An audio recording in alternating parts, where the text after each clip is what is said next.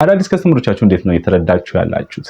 አንድ ከስተመር ስለምትሰሩት ስራ ሊሆን ይችላል ወይም ደግሞ ስለምትሸጡት ሽያጭ አንደርስታንድ አድርጎ ግዢ እስከሚፈጽምበት ያለውን ፕሮሰስ ማርኬቲንግ ፋይናንስ ወይም ደግሞ የማርኬቲንግ መስመር እንላቸዋለን። ከነዛ ውስጥ ኮንሲደር ከሚያደርግባቸው ፕሮሰሶች መሃል የመጀመሪያው ምንድነው?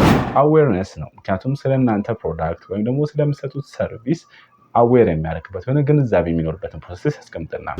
ኢንተረስት የሚያሳድርበት ይሄን ነገር ልግዛው ወይ አልግዛው የሚለውን ኢንተረስት ወይ ፍላጎት የሚያሳድርበትን እናስቀምጠዋለን። አይሆንም ብሎ ኮንሲደር የሚያደርግበትን ፕሮሰስ ያስቀምጥልናል። ኢንቴንት ወይም ደግሞ ዓላማ የሚያሳድርበትን ሞመንት ደግሞ ሌላኛው ፕሮሰስ ብሎ ያስቀምጠናል። እነዛን ነገሮች ኢቫሉዌሽን ላይ ያስቀምጦ ዲሲሽን ሜክ ለማድረግ የሚያደርገው ፕሮሰስ ያስቀምጠናል። መጨረሻ ላይ ፐርቼዝ ሲያደርገው ወይ ደግሞ ግዢ የሚፈጽምበትን ፕሮሰስ አስቀምጦናል ማለት ነው። እነዚህን ነገሮች በዚህ አይነት መልኩ መረዳት ከቻላችሁ ትርፋማና ብዙ የሆኑ ሎያል ከስተመሮችን ማፍራት ትችላላችሁ ማለት ነው።